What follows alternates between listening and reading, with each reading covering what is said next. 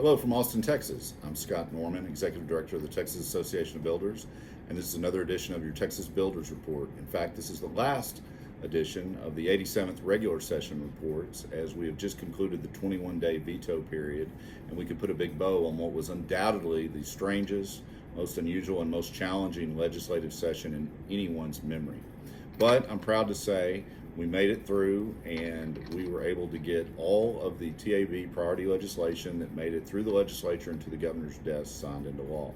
That was not the case for every bill, but the governor had 1,034 bills that ended up on his desk that he signed. He vetoed 20 bills, and he allowed 105 bills to pass without his signature. So what did we get done? It was a productive session despite all the challenges.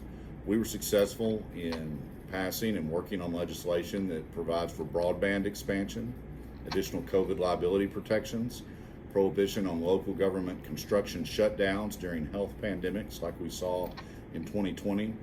We were part of a coalition for trucking litigation reform. We were supportive of the continuation of the state plumbing board.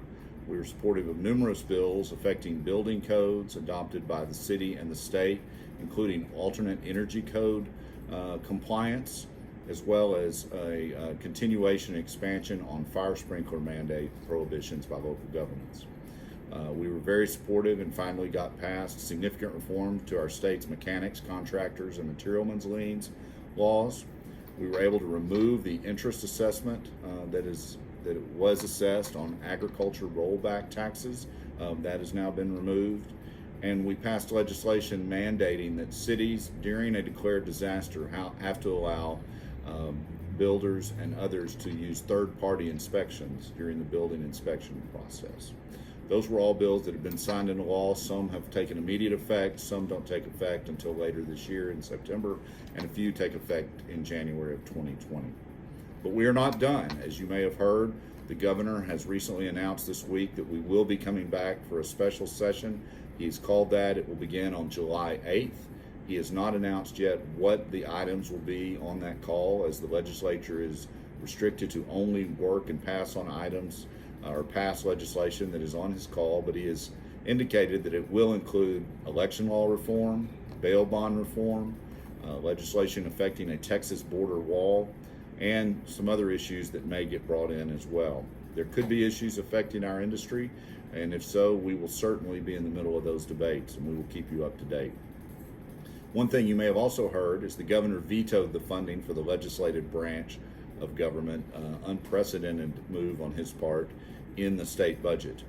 And so that will take effect September 1, and he is doing so to try to put pressure on the legislature to pass these emergency items that did not pass at the end of session when the Democrats in the House broke quorum. In addition to this special session and any others that it takes to get that work done, he has also said there will be a special session in the fall, maybe in September or October, to address redistricting, as well as the allocation of the billions of dollars in federal stimulus dollars that came down as a result of the pandemic. So stay tuned for all of that through our normal outlets, the website, social media, and others. I also want to make sure that you remember that the 20th Sunbelt Builders Show is coming up next month at the Hilton Anatole in Dallas, Texas. It's going to be a great time. We are so excited to be back in person in Dallas. That is July 13th through 16th. And we will have meetings, a great show, great speakers, a lot of social events, and we're very much looking forward to that. In addition, we're going to have an end-of-session wrap-up publication that will be available very soon, as well as look for a session summary in the next edition of Texas Builder Magazine. So until then, look forward to seeing you in person in Dallas, and please stay tuned now for a few words from our sponsor.